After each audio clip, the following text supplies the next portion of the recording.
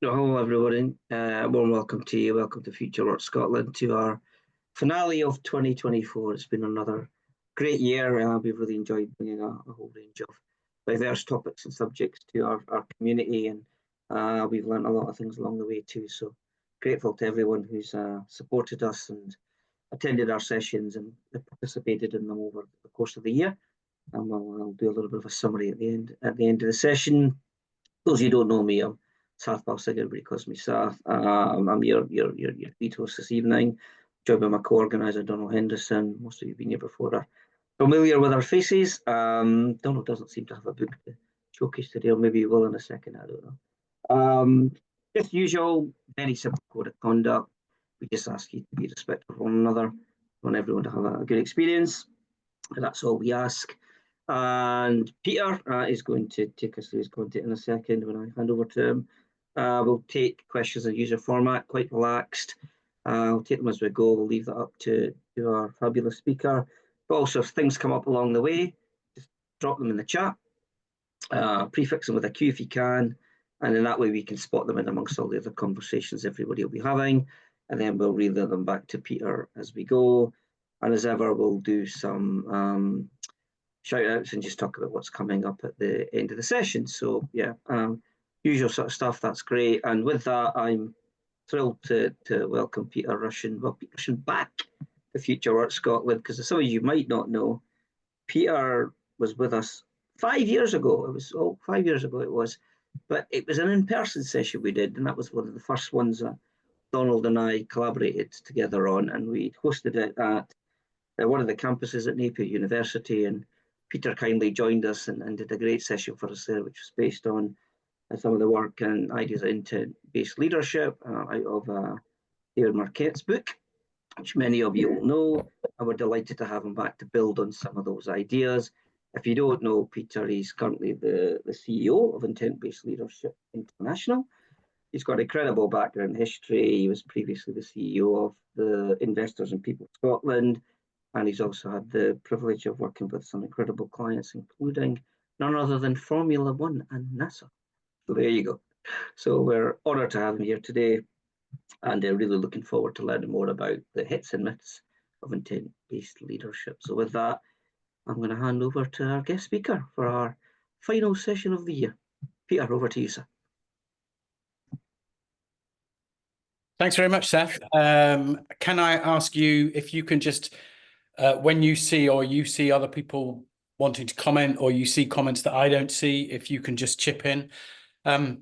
We want it to be a really interactive session today. And I know lots of speakers say, I want it to be really interactive. I've designed this to be interactive. It won't work unless it's going to be interactive, or it kind of might work, but it will be a bit like having one person in a game show doing everything. And there's a kind of game show element to this, although I need to manage your expectation that there's no prizes other than the prize of learning, of course. But it's a session that we have run 2 or 3 times earlier this year with some of our clients. And I think it's been helpful in terms of providing a different perspective on the approach of intent-based leadership. My background, I need to be authentic with you and say, I wish this was the weather in Boston today. It's not.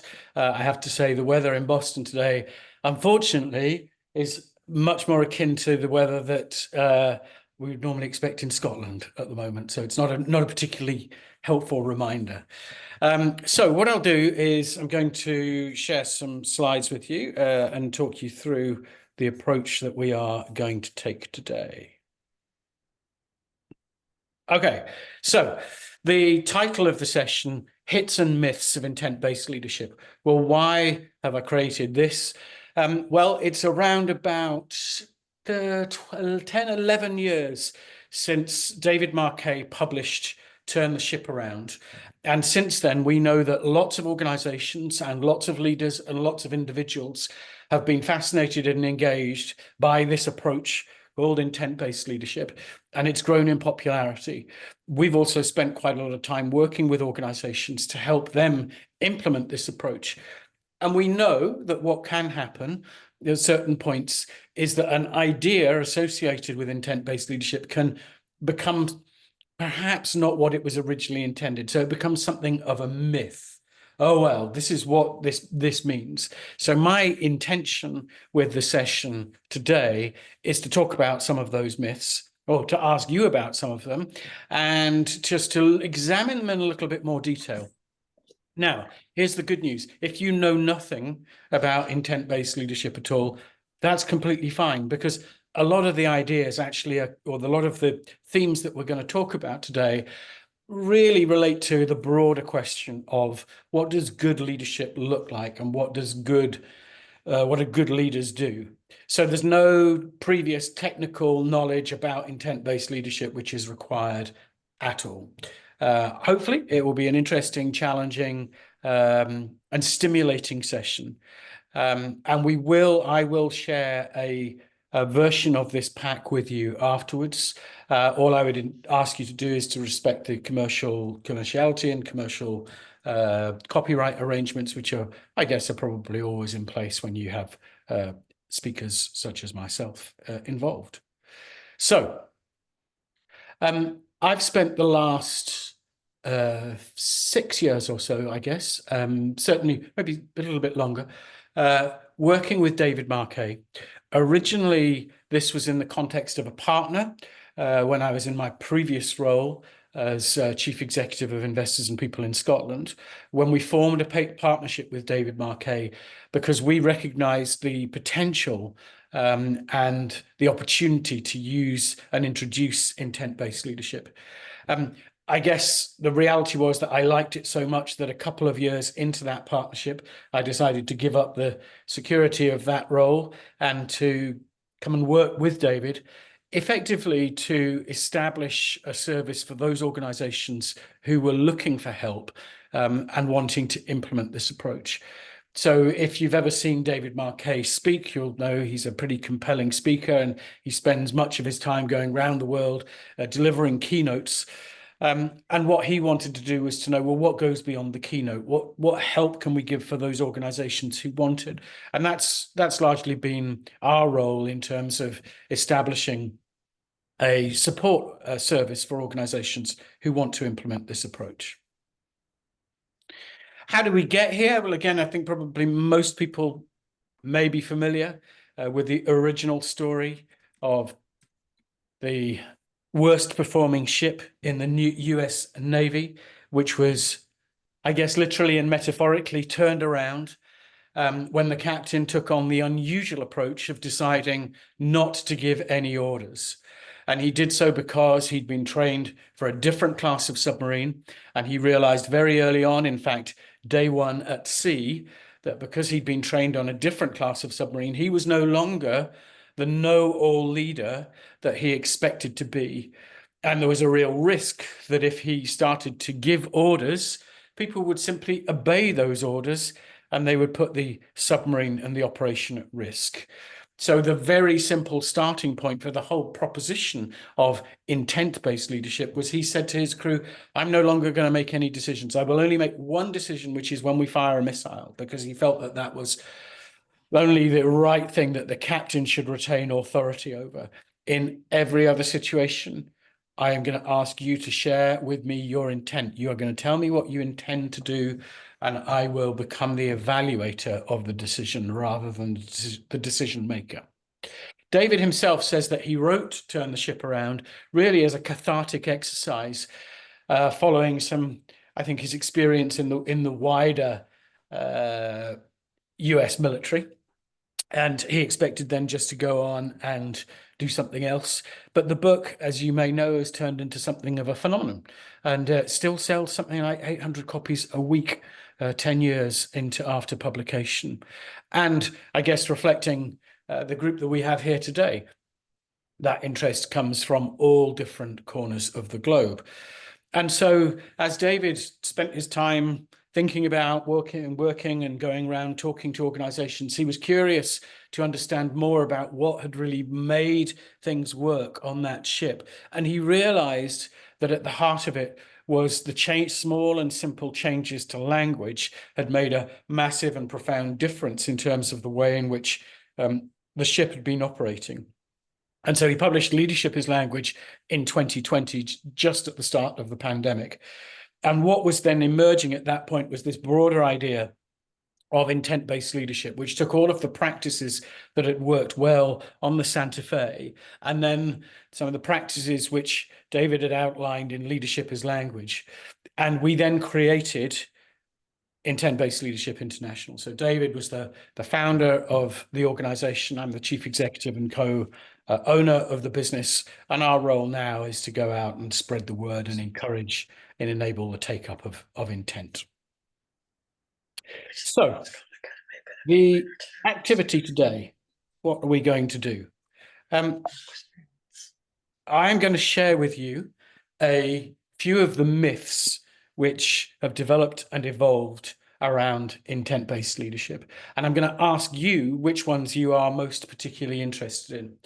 And one of the reasons that we do this is that we obviously believe so strongly that this is the best model for empowerment anywhere to be found across the globe at the moment. And so it's important when organizations and teams deploy it and use it, some of the nuances which are involved in the application of intent are clearly understood. And indeed, some of the myths which develop about this approach are quickly addressed and challenged. So this is the way in which it's going to work. There are 9 myths that I have identified here. There may well be more, and we can talk about that as we go on.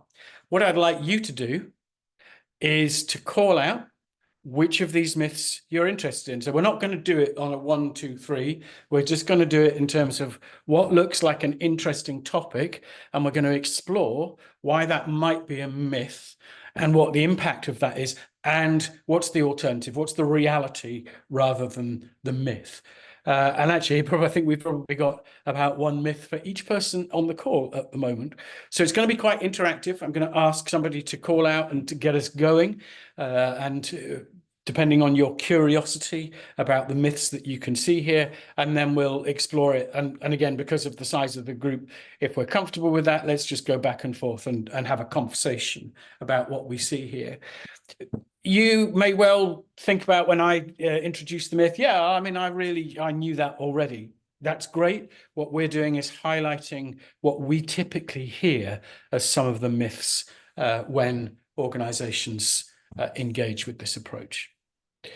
So, Patrick, you have your hand raised. Tell me, is that a point of clarification or a starting point in terms of a myth that you'd like to explore? Clarification, please. Yes. And thank you for joining us. It's great to have you. When you could you define what you mean by myth? Okay, thank you. That's a great question. It's a misinterpretation of what the approach, a particular approach of intent-based leadership might be. So typically somebody might have heard, oh, I believe that in an intent-based leadership organization, this is what happens.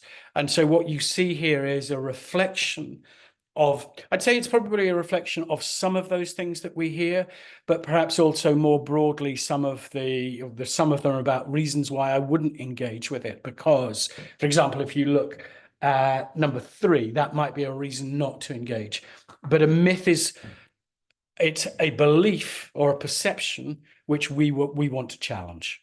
How helpful is that, Patrick, as an explanation? That is great. As a misconception, misinterpretation, that's perfect. Thank you.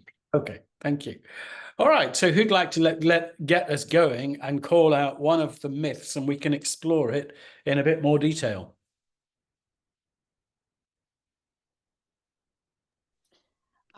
Myth 4 for me: every mistake is a learning opportunity. Okay, good. Thank you. And who was that?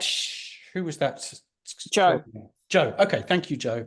Okay, so this is something that not only do we hear when we're implementing the intent-based approach, I think we hear it more broadly. And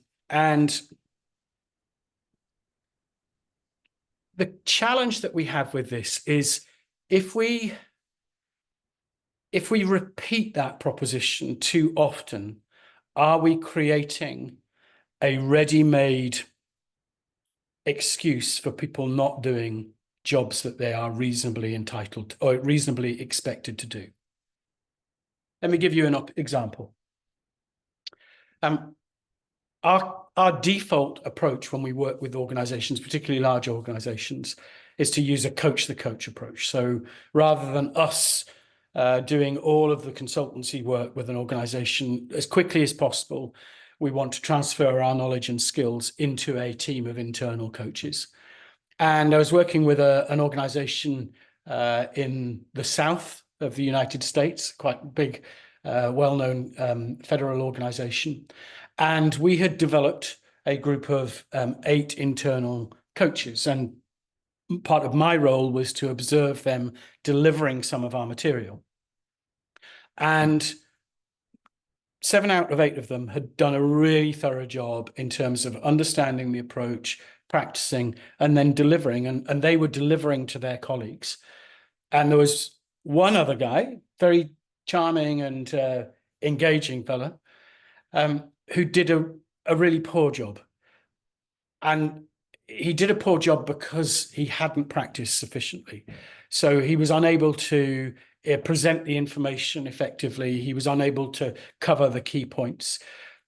And he knew that he hadn't done a great job because he could hear and see the level of engagement from within the room. And so we sat down afterwards, and he invited me to give feedback. And so I gave observations rather than any judgment. And he realized that he could have done a better job. And he just said, well, you know, every failure is a learning opportunity, isn't it?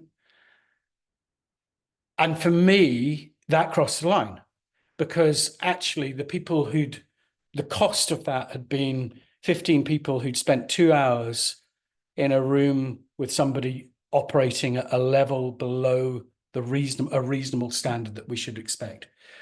So what we want to do here is to distinguish the difference between making a mistake in decision-making and making a mistake in execution.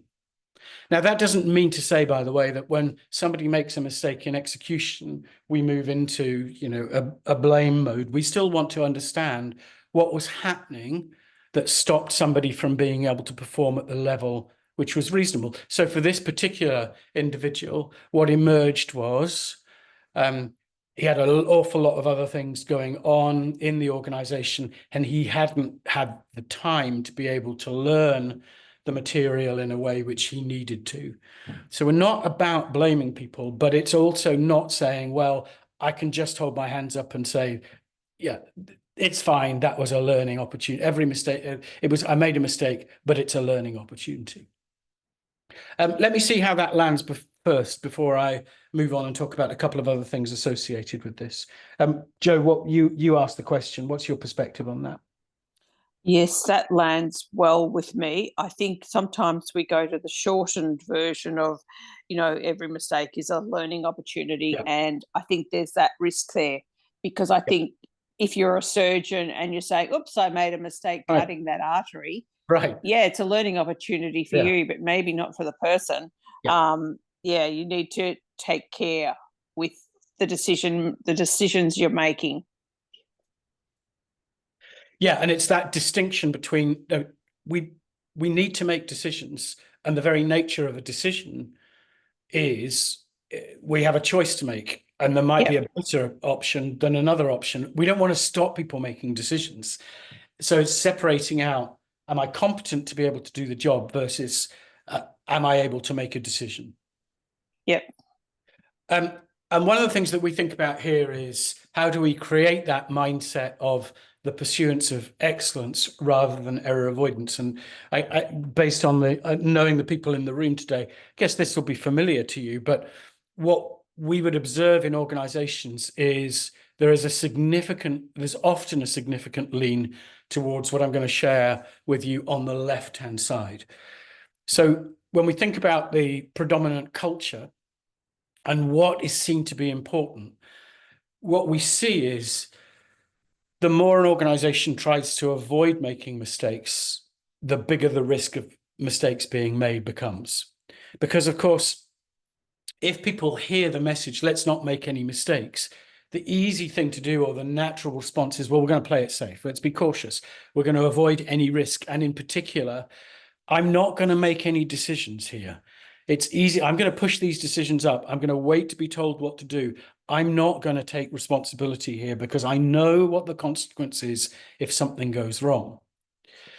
And the impact of that is that when something goes wrong, and they go wrong in every organization, the risk is that people become selective about what they choose to say when things go wrong, or they blame something or somebody else. And that means the whole proposition of learning becomes undermined or is substandard because we're not accessing all of the information that we want to access. Obviously, the counter to that is, if we're driving a culture of excellence, the underlying proposition should be, what do we want to learn? What's the best thing to do? And work becomes a series of decisions which are fundamentally underpinned by the question, what do we want to learn from this decision? Embracing and encouraging experimentation and managing rather than avoiding risk. So people feel comfortable to take responsibility. And when something goes wrong, it's okay to speak up. And the focus is on improving rather than proving value. So the more we embrace that, the more we create a bias for learning, and ultimately we can reduce the number of errors. That's the kind of theoretical proposition. Here's the reality. This is taken from an organization that we were working with just at the start of the pandemic. And we do quite a lot of work with the nuclear industry, and this was the first big client that we worked with. And when I first read the corporate literature and then through the operating manuals, this message kept being repeated. We have a zero tolerance of errors. Now, as somebody who was new to the nuclear world, initially my reaction to that was, well, that's good. I'm comfortable with that. We don't really want too many errors in a nuclear environment. But what do you think the impact was when we got down and started to talk to people at the front line? What do you think they said? Well, what was, when we talked about the zero tolerance of errors, what was the unintended consequence at the front line? What do you think? Just call it out. Anybody can share. Patrick. A fear of failure. A fear of failure. Fear of, trying or experimenting. Yep, yeah, absolutely. Patrick, go ahead. Yeah, along those lines, terror, being terrified. Yeah, it was. So what we heard was this: you just be careful about when you speak up and when you don't. And then when we kind of challenged that and said, you operate in a nuclear environment, they said, oh yeah, no. If it was something serious, of course we're going to speak up. But what I think we're aware of is that in most cases, big issues and big disasters happen not because of one big thing, one big problem, but a series of interconnecting problems that come together. So the fact that there was a bolt missing on a door might not seem to be important in the great scheme of things, but you add it up and put it together with other factors, then it becomes a problem. So what we were worried about in that situation was that the organization was depending on the discretion of people to speak up rather than being comfortable to speak up. Okay, so that's our first myth that we've discussed. Let's just jump back and move on. What else are you interested in here? What looks interesting or different to what you might expect? Peter, I said myth 1. Oh, good. Okay. Right. Yeah. So at face value, leaders encouraging people to speak up. Well, yeah, surely that's what we want. And what it might sound like is this: I really want to hear from all of you today. I want you to look at this and tell me what you see as being the difference between these two statements and why they might be important, why that difference is important.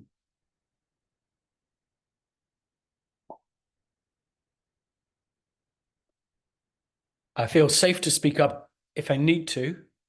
I'm actively enabled to speak up. What's the difference, and why might that be important? Well, it's one thing to feel safe to speak up if you need to, and it's another to just like, oh, I can talk anytime I want to and waste people's time with whatever I was thinking about that has nothing to do with what we're doing. Okay, so what we hear and observe is there's probably something linked to people's sense of professional pride, that if you say, you know, would you speak up if you saw a problem? Most people will say, yeah, I would. Again, it goes slightly linked back to the point I was making earlier. There's an element of discretion about that. On the right-hand side, what we are reflecting there, or what I mean by that, is somebody in this organization or in my team is making it easier for me to speak up. And I'll give you an illustration here again, thinking about another organization that we're working with, again, in quite a high safety environment, big, well-known energy company. If you look at the operating management system for this company, you will see written through it lots of repeated reference to people must speak up if you see a problem. That's the number one rule their number one rule in safety. You must speak up. There is nothing about the role of leaders enabling people to speak up. Now, what do we mean by enabling people to speak up? Well, it's certainly not just saying this, I want to hear from you today, because in effect, that's me using my position as the more senior person in the room to say, you must speak up. Instead, it's about specific practices, particularly the type of language and the type of questions that the leader might ask, that is going to make it easier for people to speak up. I'm going to stop. Patrick, come back. Yeah, so I interpreted those thought balloons in exactly the opposite way in which you intended. Okay. Thank you for clarifying. No, that's helpful, Patrick, and I'm going to think about whether I need to present that in a slightly different way as well. So thank you for sharing and for speaking up as well. You bet. I have a thought. I'll share it with you offline. Okay, good. Thank you. So how do we know, and how could we tell whether leaders are being active in enabling people to speak up? Well, one of the things that we do is to measure the share of voice in meetings and in activities. What do you think the blue, and by which I mean the dominant blue that you can see, what do you think that represents? This is taken from one organization across different teams. What do you think the blue represents in this case? We're measuring the share of voice in a series of meetings. The leader's voice? Yeah, it's the leader's voice. So that blue that you can see is the percentage and the amount of time that the leader speaks compared to other team members. And so our perspective is that we want to achieve a good balance and a good share of voice. I'm being selective with my words here, because do we mean does that mean everybody speaks for exactly the same share of time? That's unrealistic. But what it certainly means is that we are very mindful and cautious of meetings that look like those two on the left-hand side, where the leader is speaking for 80% of the time. Interestingly, in this situation, in this particular company, the team on the right-hand side had been practicing intent-based leadership for about 18 months, and the other teams had not, which indicates to us that the type of practices associated with intent-based leadership, whether that's about change of language, asking better questions, leaders speaking last, using polling, for example, that indicates that that is more effective in generating wider contribution from around the room. Now, of course, the people, it was a reasonably difficult conversation to have back, or to play back to the client and saying, well, here's the share of voice, because there's an immediate defensiveness. Well, yes, but the reason it needed to be like that was this. And in this particular, on the left-hand side there, I think from memory, the leader said, well, I had some important information that I needed to share with the team, and I just needed to tell them. But what we also know was that the impact of sharing that information was that people still didn't necessarily understand why a particular change had been made. And lots of conversations happened after that meeting about what had been discussed in the meeting. So we think this share of voice is a good proxy in terms of understanding how far leaders are enabling people to speak up. What questions or observations do you have about that?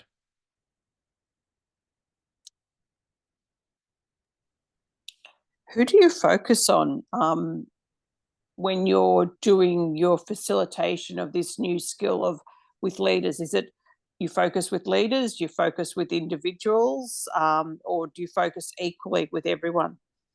So okay. So thanks, Joe. I mean, principally, we'll be focusing on anyone who is in a leader role, but that could be from the chief executive through to a team supervisor. Because in this particular case, what we're talking about is what are the practices that you can use to turn a meeting that might feel quite silent into a meeting where many more people are participating. We certainly do involve the wider group when we're talking about how to use intent and the language of intent. But for these particular practices, then it's leaders through to team supervisors. But the reality is that an awful lot of the practices involved with intent-based leadership apply not just in leader to team conversations, they apply peer-to-peer, and they apply outside of work as well. So here's an interesting or a relevant example of a team that had been talking about, we'd been really struggling to get any level of participation in team reviews. And so they started to use two mechanisms that we'd introduced was the fist to five, which if you've seen any of David's nudges, you might be familiar with, or one some all, which if those of you who are facilitators, you'll know a lot about in terms of giving people a minute to reflect on their own and then talking to a colleague and then bringing it back. And the feedback that we had from this particular client was the whole dynamic was changed. And so that would work at any level or in any context that team was operating at. Now, for the purposes of this session, I've added in a couple of bonus slides, which I thought might be interesting to look at. So these aren't myths necessarily. You won't see these myths on my first panel, but I wanted to just add in this. And the first one, and maybe this is more of an assumption rather than a myth, but it's about the issue of psychological safety and the assumption that I think that we very easily fall into, which is it's all down to the leader to create psychological safety.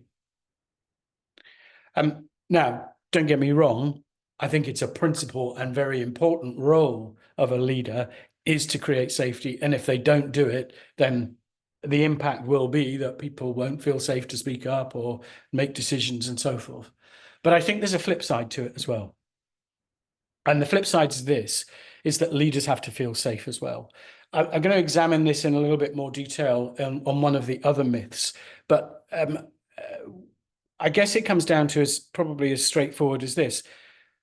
When we build strong teams, there's a level of psychological safety that exists, not just top down, but across, but also teams understand, how do I need to engage with my own leader in a way which is going to make it easy for them to work together? And one of the other aspects that we've seen with this is occasionally leaders can start to go down the route of practicing, working with intent, and they don't necessarily always get it right. And occasionally we hear people saying, oh, well, my boss tried this out in a meeting the other day and, they didn't do it very well. And so my question back to that individual, but what did you do? Oh, I didn't do anything. I mean, it just didn't work. Whereas actually what I think in that situation is that the boss needs a bit of recognition of, hey, great that you're trying it out. Because if you don't get that feedback, even if it's just relatively small, great that you're trying it out. Are they going to try it again? So there's something for me, which is, I think we make a lot of assumptions that it's always top down. I think it's also an element of all leaders are humans. They don't come with the Teflon cover. We all need a little bit of safety when we hear back from people. What are your thoughts or perspectives on that? Again, no right or wrong answers. I'm just interested in how that lands. Just while you've paused there, Patrick's actually had his hand up for patiently for a wee while there. So okay, thank you. Chip in with something. All right, good. Thanks. Thanks, Sath. I will chime in though on your question there, Peter. I love what you just said about psychological safety not being top down. I think maybe it's a myth or just a standard practice that we have to, like the leader has to make it safe for everyone else, as if the leader was not part of the system in which the safety has to be there for everybody in order for it to work. I really like that idea. So I had a couple of questions on on this myth. It's really loving this. You talked about a fist of 5, and I was just like, was wondering, have you done anything work with liberating structures in this domain? No, we haven't. Tell me more about what you're thinking there. I'm making an assumption about liberating structures. So sure, we haven't done that. Tell me more, Patrick. Well, there's you go liberatingstructures.com. It's they're micro practices, they're facilitation practices. Right. The core of which would be like a 1, 2, 4 all, where single reflection, paired sharing, groups of 4, and then everybody, the whole group comes back together and shares what they came up with. And it's kind of a way to create synergy and maximize, wisdom of the crowd sort of stuff, I guess, in a nutshell. So anyway, if you haven't worked with those, I think those are can be really helpful in this regard. But getting more to the point of I think where you've been heading with this is, I'm curious, what does the training look like for this particular principle? Do you do like simulations, video, examples, live examples? Yeah, so what we tend to do is that we start with an example from outside of the organization. So we make it easy for people to engage with it. So for example, one of the things that we do is that we have we recreate a transcript of a ship that sank. We've got the transcript from the voice recorder. We've recreated it with actors, and we listen to the language which is being used, the questions which are being used, and then play that back to the group and get them to think about how could, in this instance, the captain have changed the questions to get more insight and perspective from the team. So you start with an external, and then our principal activity is then to give people an experiment to work with over the course of the next typically 4 to 6 weeks.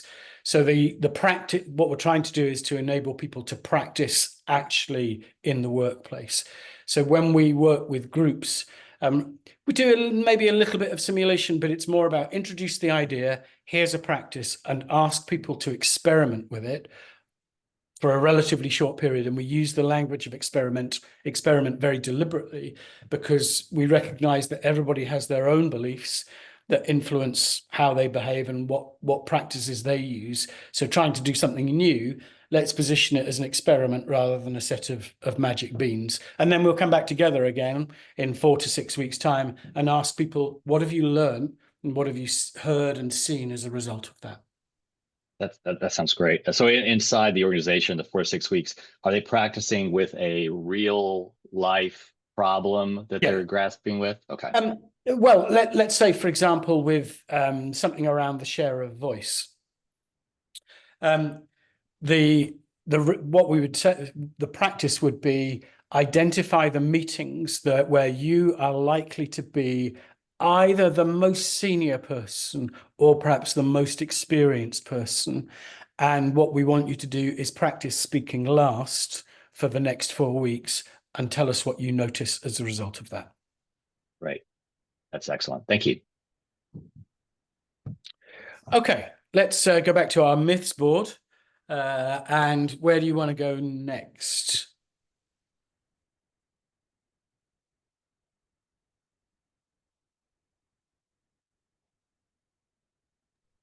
If nobody else has got one, I'd quite like to explore 6, if that's okay. Oh, right. Okay, good. I'm glad you said that, Seth, because I was I had marked that same one down. So thanks. Okay. Good to see you. All right. So we will be coming back to the board. So please ask me, think about the question that you want to ask. All right. This is something that we hear a lot. I was with a group of landscape gardeners in Ontario on Friday, and I was ready for it and I heard it. Yeah, this is great. But we have people who just want to turn up and do a job, and they don't want to have any involvement at all. So I've turned this into a myth that effectively people like being controlled, because if somebody just wants to turn up and do the job and somebody else is making the decision, in effect, that's what we're saying, is that you're quite comfortable, that you have no involvement, that somebody else is always making the decision, and somebody else will always be in control of the work that you're doing. Now, fundamentally, we just don't believe that that's the case. And what, again, we experience when we listen to people in organizations is you might hear that from people at more senior levels in a business. But when we talk to people at the front line, don't necessarily hear the same thing. What we might hear is, yeah, that's true to some extent, but the reason that I don't want to get involved is I've seen the cost of it, or I'm not taking more responsibility because I know the consequence if something goes wrong, or yeah, it's just not worth it. It's not worth my while. So it's not that people don't want to be involved. It's that I think they've been conditioned over many, many years that having more involvement and having more responsibility isn't necessarily a good thing. And to help with this, we use this, and if any of you were in my session 5 years ago and you've got fantastic memories, you might remember this. So I'm going to go on the basis that you won't. This is a radio factory in Philadelphia in the 1930s. If you look at it, most people here are doing some form of fairly standard work. They will turn up perhaps at 8 o'clock in the morning, punch in, go home at 4 o'clock. There's one person who we can see in the picture who's probably doing a different type of work, and he's standing up on the left-hand side there. Now, there are probably not many workplaces that look like this, certainly in the UK and the US and Australia and so forth. But has the language really changed? Well, probably in that radio factory, they talked about having all hands meetings and direct reports and hiring people for a can-do attitude and hiring leaders and followers, all of which is language which remains fairly popular or consistent in our workplaces today. And if we had an audio tape of what the leader in this context was saying, you might hear them saying things like, let's get it done. You need to keep going. This is what we're going to do. Any questions? Right, let's keep focused. And if we heard what the team was saying, it would be permission-based questions. Can I do this? This isn't working. When do we need to do this? What happens if? And so whilst the look and environment of the workplace has changed, our question is has the language changed that much? And if you want to understand culture of an organization, we think the best way to understand culture is to listen to what people say. Therefore, if you want to change culture, the easiest thing to do is to change what people say. So on this particular myth, what our proposition is that people have become conditioned to believe that having more control is something to avoid. Sath, what's your perspective on this, having asked the question?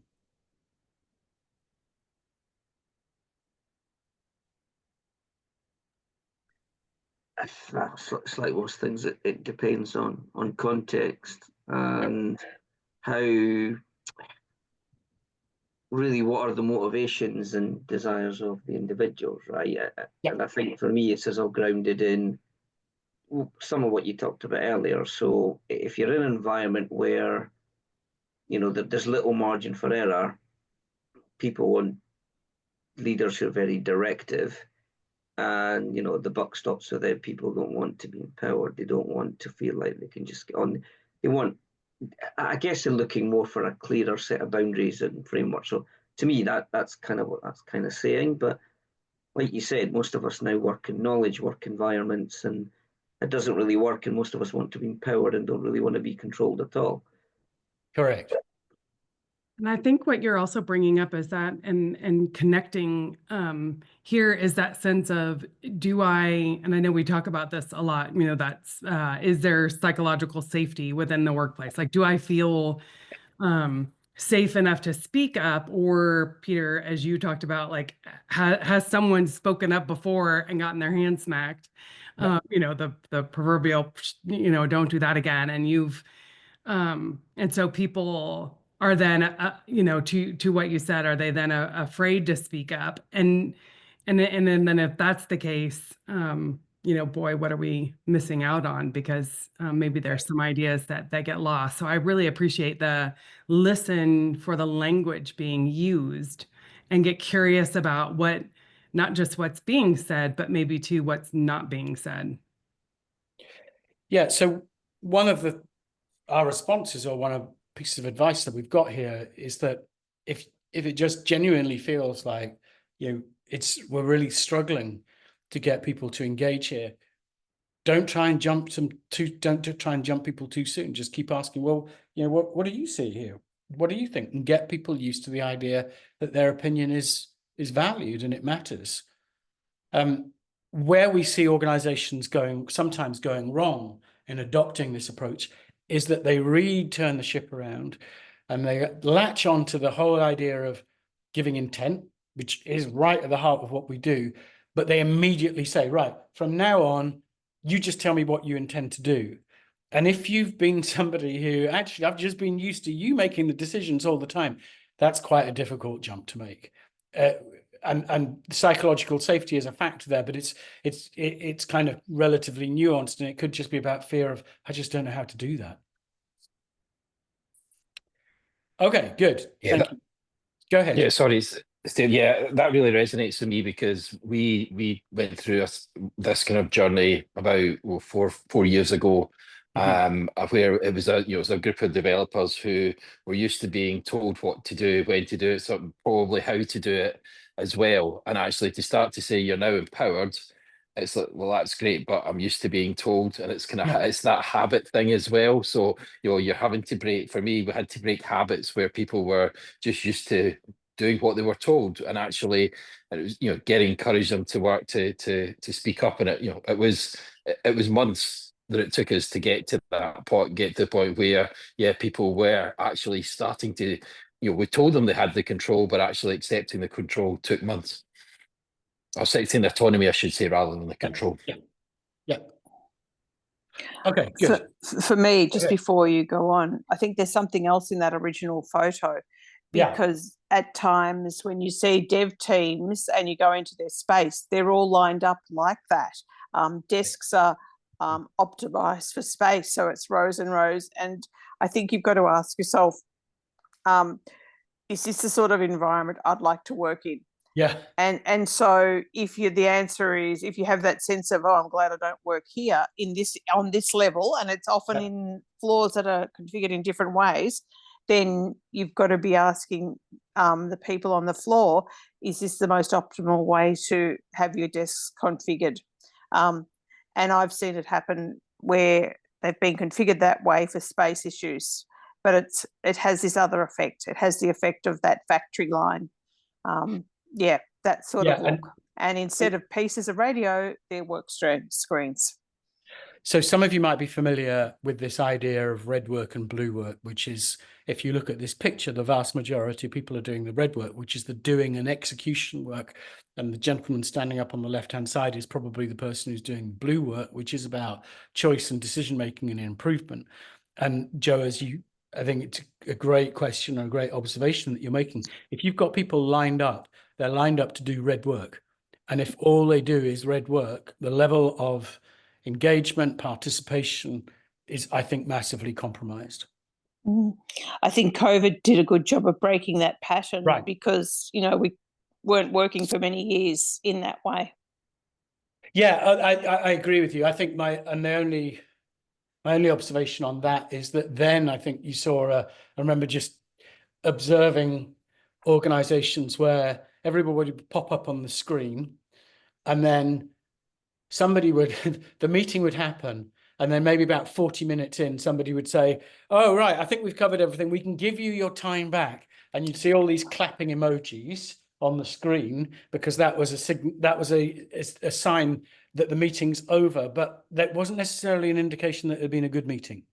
All right, I'm conscious of time, but I'd like to cover a couple more myths before we finish. So what else is jumping out to you here, which looks a bit weird or a bit different to what I would expect, or I'm curious to know more about this?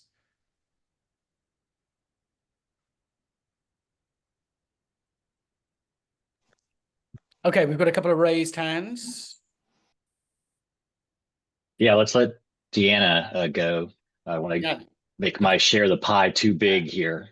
Oh, that's so kind. I was curious about number 9. People need clarity from their leaders. Okay.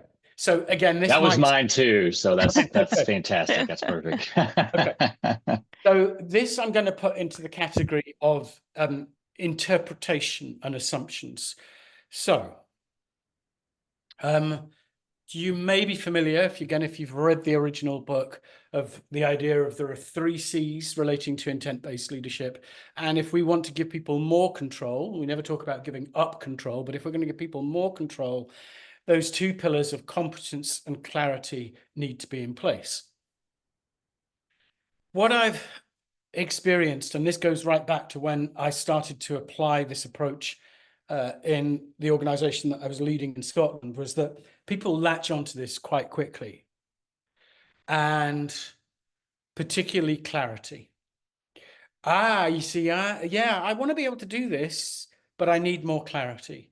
And in fact, what we notice is that you can present the same challenge to a group of leaders and to a team. And then when we ask, do you think this is a competence or clarity issue? The leaders will say, yeah, the challenge probably relates to competence of the team. And of course, when we ask the team, do you think it's a competence or a clarity issue? They say, it's definitely a clarity issue.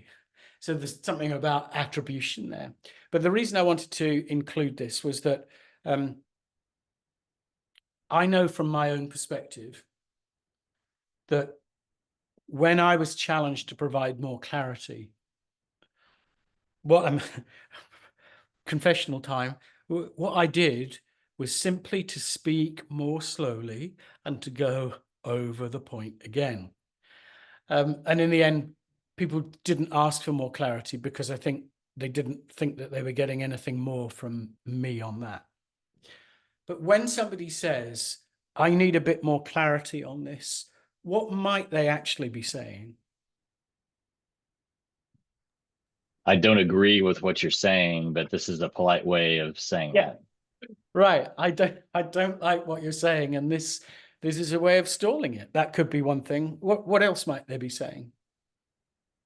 They might be uncomfortable, but don't know how to explore that with you.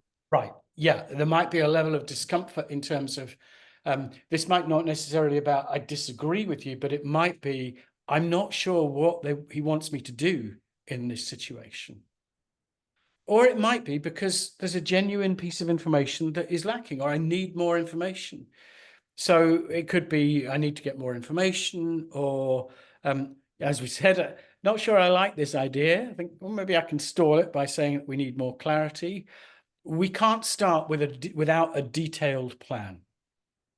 Or I need to know, I don't know how to do this, but I'm not necessarily comfortable in saying that I don't know how to do this. And linked to this, I need to know how he wants me to do this. So I included this just because it comes up quite a lot, and the clarity, people latch onto the issue of clarity. But when people ask for clarity, there's going to be, and it's likely to be, some variation in terms of what our people are actually asking for. So what's our advice to our friend here who's being bombarded with questions about clarity? What might he say in response, or what question could he ask in response to this?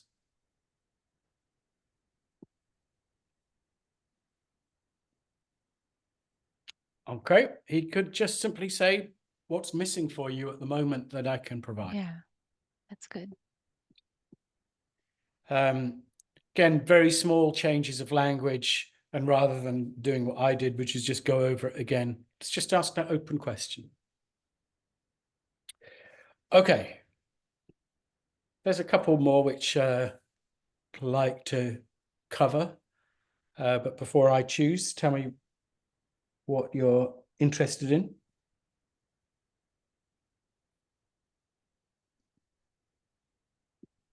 Sheila, go ahead. Number 3, pushing decision-making. Okay. Yeah, it's good.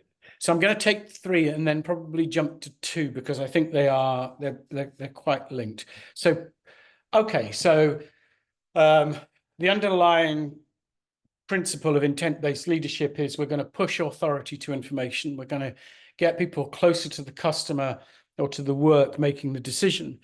But does that not increase risk as a result of doing that?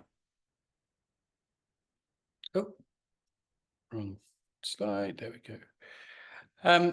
So again, we would suggest that it's a myth that it increases the risk. And I'm going to share with you something that a leader of a client quite close to where I am in Massachusetts talked about.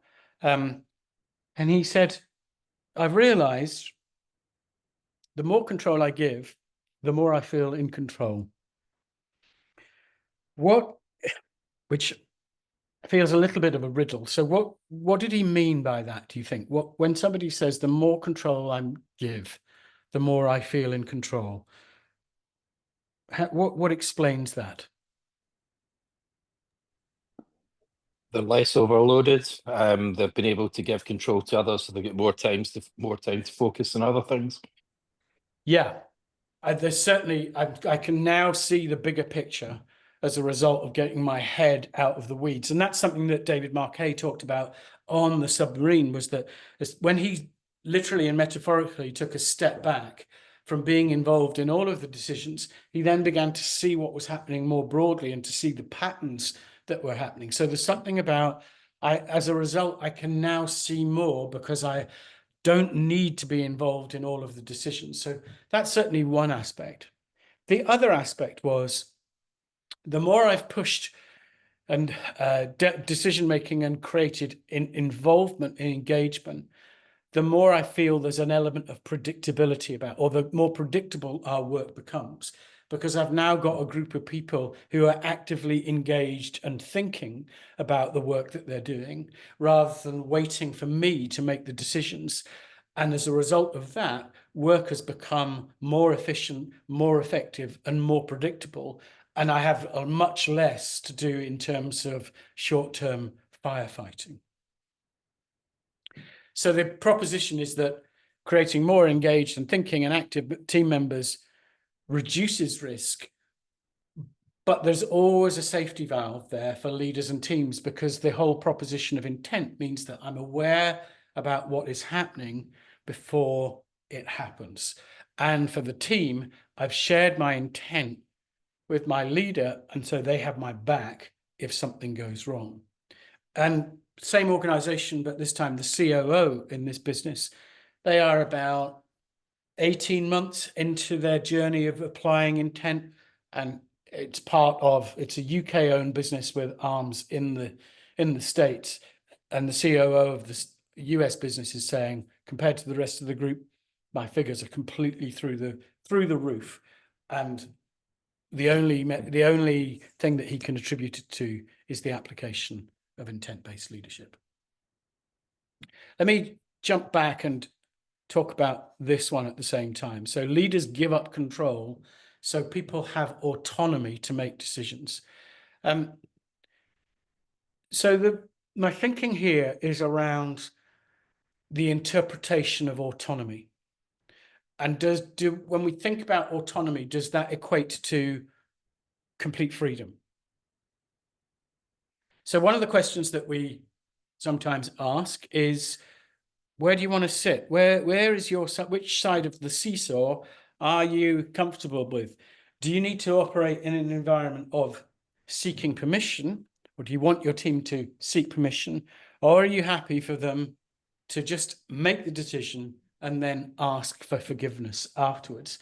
And quite often when we ask this question, what we notice is that people kind of lean towards the asking for forgiveness, because I think instinctively people feel that's a better place to be, rather than to be operating in a permission-based environment. Our reflection is this: you don't need to be on either of those sides. That the use of intent tackles both. It brings the benefit of both of those sides. So it's not about seeking permission, but neither is it about seeking forgiveness.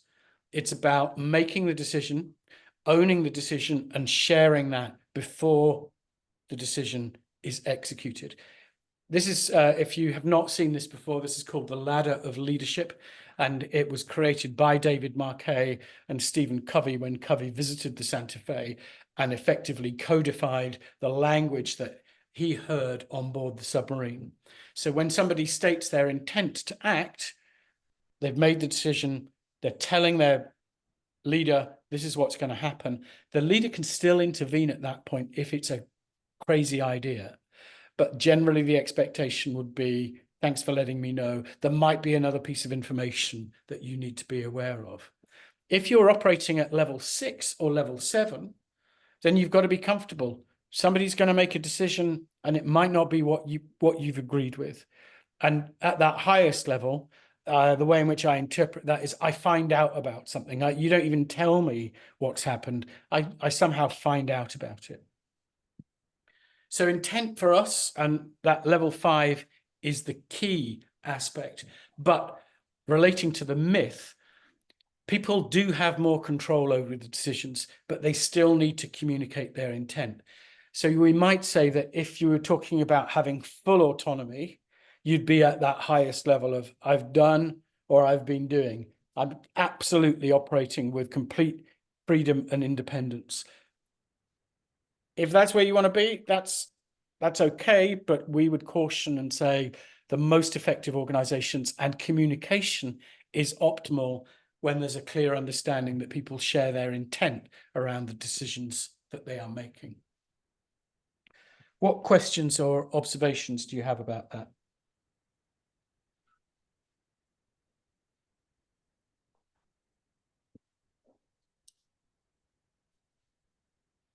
So here's an example which this came from a different nuclear client that we were working with. The feedback from the regulator told us it was the best review, not because it was flawless, but because the team so clearly owned the challenges and were clear about stating their intent to act.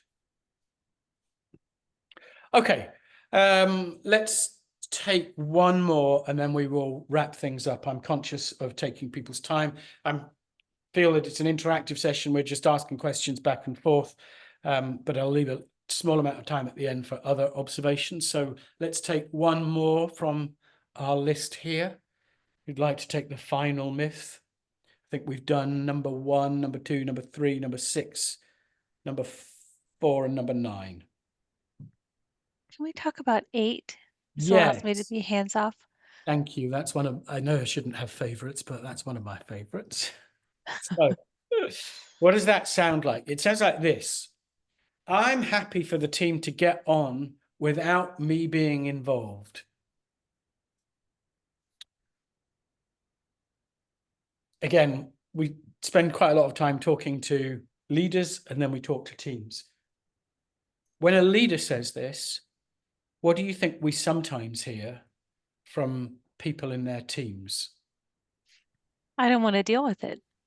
Yeah, but that's okay. Yeah, my boss doesn't want to deal with it. That could be one thing. It could also be my boss has no idea what I do. Yes.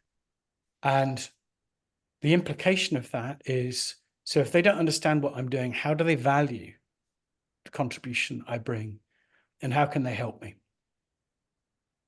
So I am cautious because there are some people who will think they'll kind of hear the headlines of intent-based leadership, and they'll think, oh yeah, I can say that I'm a hands-off leader, and because they think that's the right thing to say. But no, we're kind of skeptical and cautious when we hear that. And so our perspective here is that the leader shifts from being the decision maker to being the decision evaluator. So they're still involved and they're aware of the decisions which are being made, but they no longer need to be the person who all the decisions are being pushed up to, and there's a big queue of decisions awaiting approval.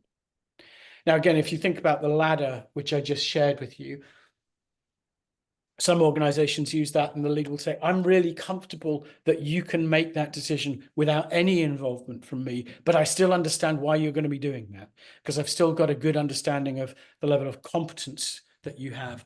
And my role is to support you and to support your development. This is something that one of our clients talked about. And she had been an exceptionally hands-on leader and then started to practice leaning back. And one of the things that she said, goes back to one of the practices I was talking with Patrick about.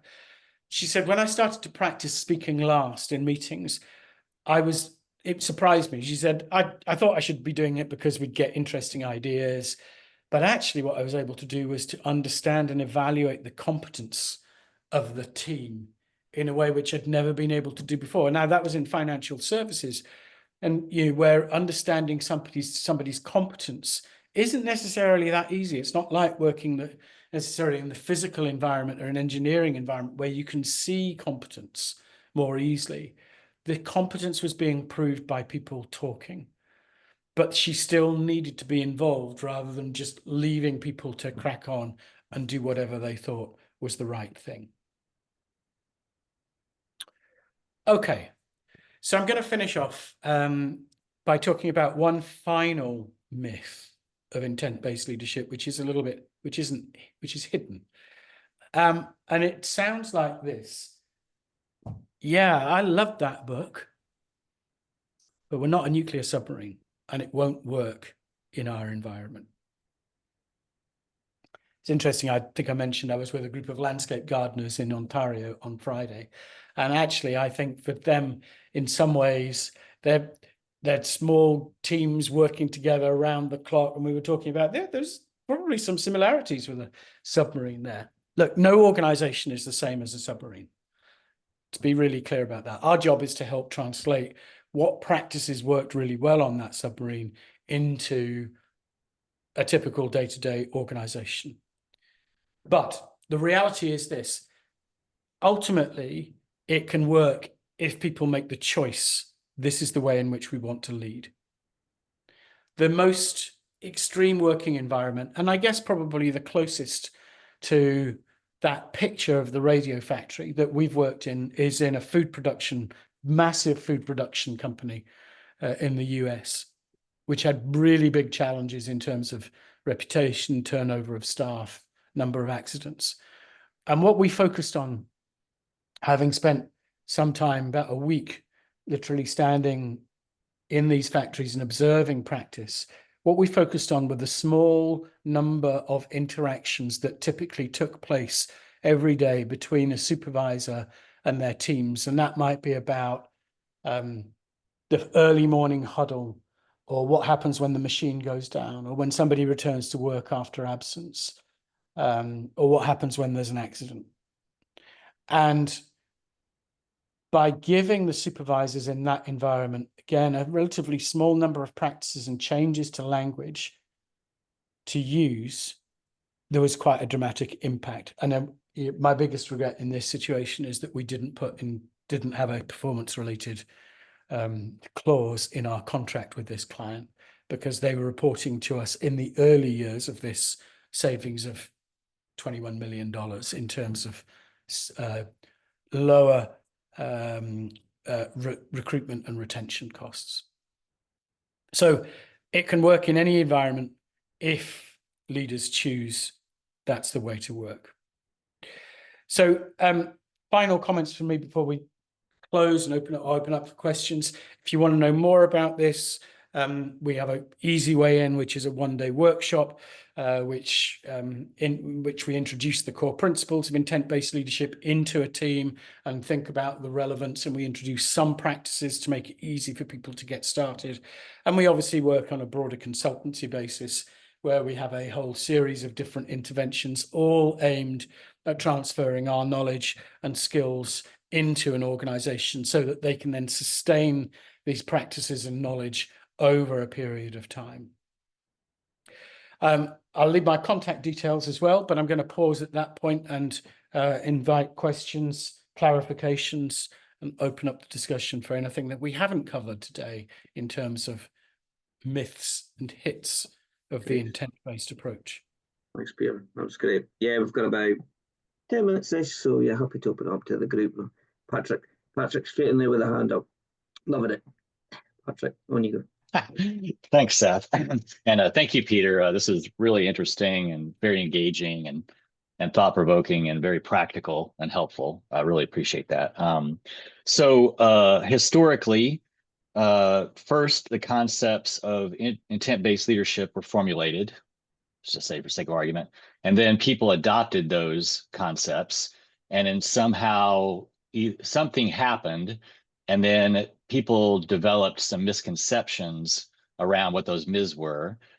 And I'm just curious, what are your thoughts on what happened that people did these myths, got these myths, or got it wrong, or whatever, however you want to say it? So that's a great question, Patrick. I think it's a combination of, in fact, I think it probably boils down to this.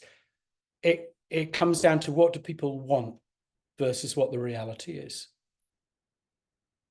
So, for example, one of the myths that we didn't talk about was, this means that I've got a say in everything.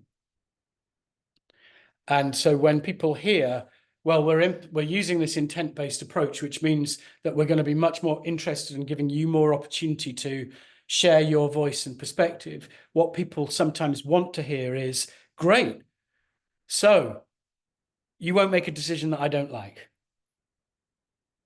Whereas the reality is, no, this is about improving the quality of decisions by having more insight. This is not about making decisions by committee or by consensus. You can imagine that would not work in a nuclear submarine. But people sometimes might want to hear, oh, good. And then they get disappointed. Yeah, but you asked my opinion and then you did something different. That doesn't sound very intent-based. Well, it is.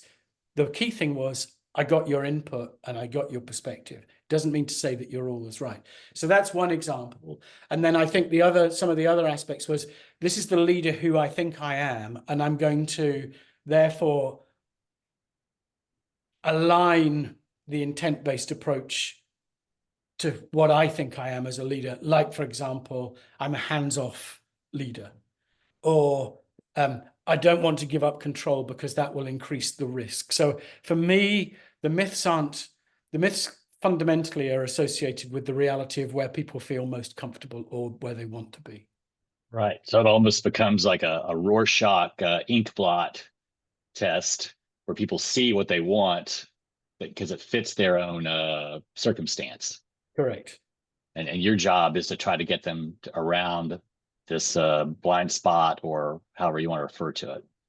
Yeah, no, don't get me wrong. I mean, I'm not saying that these myths exist in every organization. By no means is that the case. But what we thought was that there's quite an interesting angle here on this. But also, when we highlight these myths, what we're showing is the difference often in terms of what a traditionally good leader would do versus what an intent-based leader would do as well. So the myth is actually a good thing because it helps provide well, I hate to say it's a learning opportunity, but it gives you an opportunity to make distinctions and to deepen people's understanding of what you're trying to say. Yeah, because we do fundamentally believe this is a very different way of working. And so the myth that I didn't include today is, I've always led in this way. I've always been a leader like that. To which I often say is, I'm really sorry you missed out on the book deal then. Now, does that mean to say those people instinctively like leading like that? Absolutely, I completely believe that. But there are nuances in the practices which are really important, which mean it would be unusual if somebody has been demonstrating a significant proportion of these practices. That's great. Thank you so much. Okay. Any more? We've probably got time for one or two more, I think. This has been great. Really good session. Lots of good learnings. Anything else from anyone? Take advantage of Peter's remaining time with us.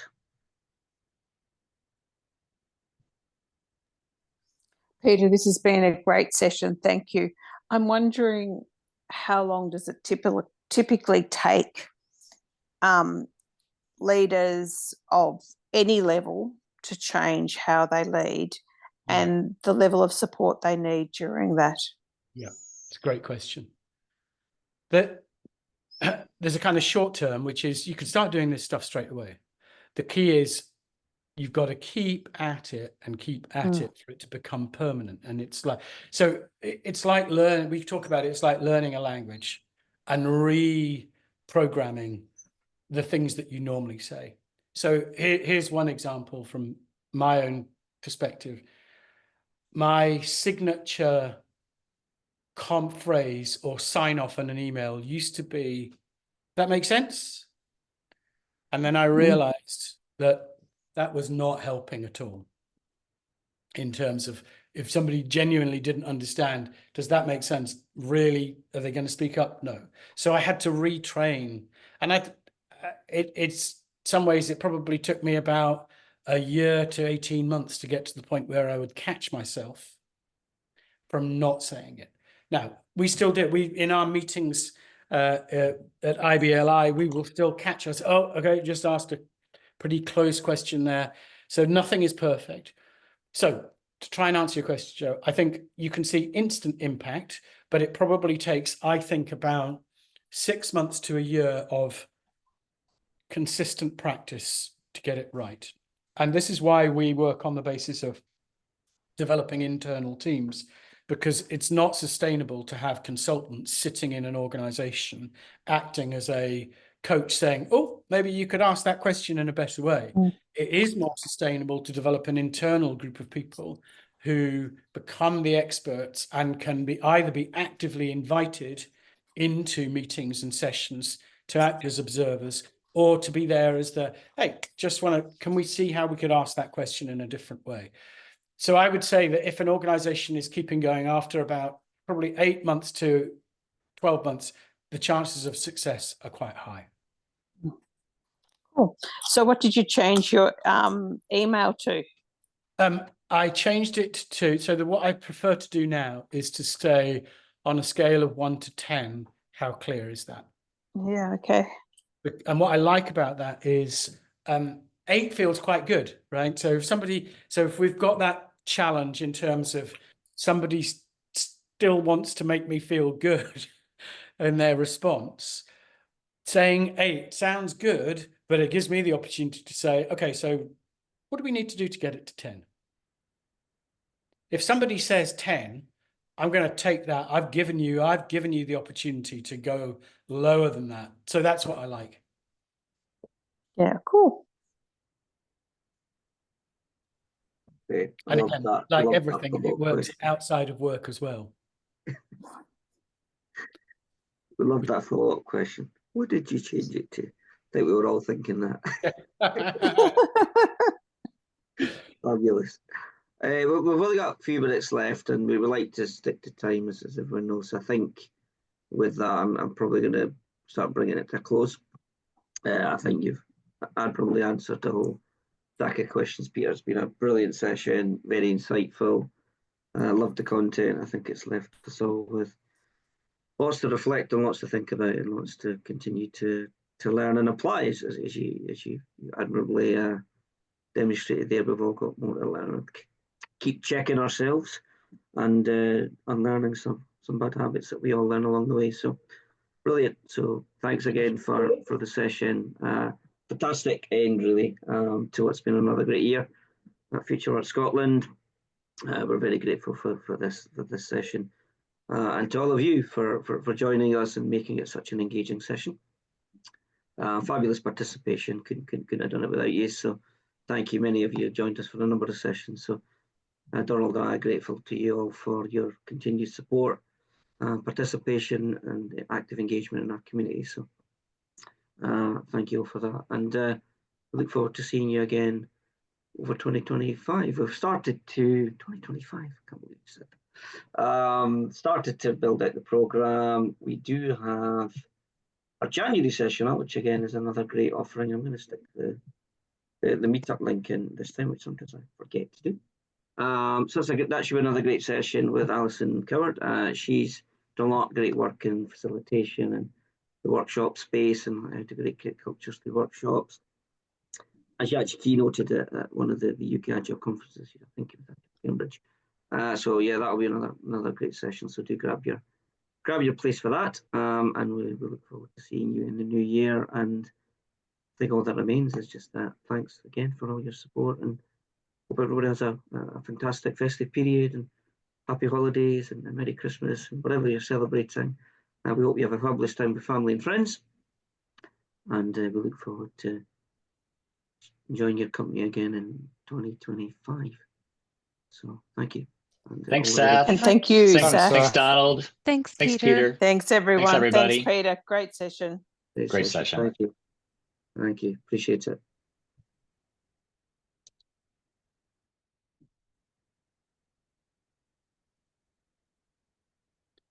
Okay.